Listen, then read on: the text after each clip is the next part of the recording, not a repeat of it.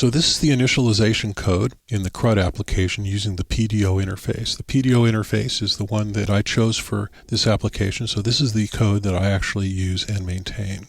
Here's where the connection to the database happens, and it's a little bit more complicated, a little bit different than the interface from the MySQLi interface. It creates a new PDO object using the new, and it names that object DBH, which is the traditional name for a database handle. And it uses this string for initializing the database. This is a carryover from the Perl interface that PDO is based upon. It's called DBI in Perl. It's very common, very popular, and it works with multiple different databases here. So you specify which database you're using. In this case, it's MySQL. This will work with Postgres or with Oracle or Microsoft SQL Server or all kinds of different databases using the same code.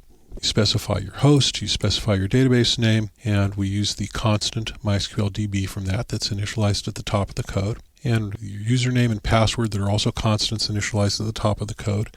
And here we specify that we're going to use the persistent connections.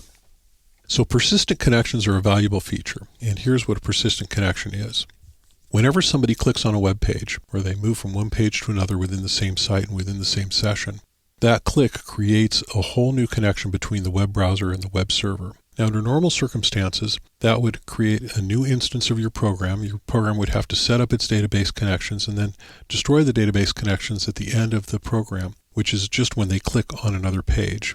Now, this is resource intensive. It uses a lot of resources to create and destroy all of these database connections, which slows things down and makes things seem sluggish. So instead, with a persistent connection, what happens is that the web server manages a pool of connections.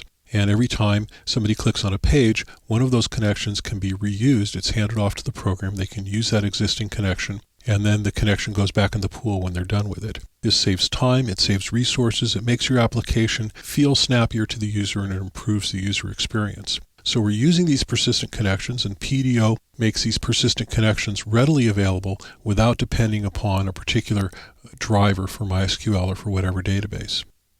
So this is how the database connection is created, and it's very simple. This is the simple code in the initialization section of the CRUD application using PHP and MySQL.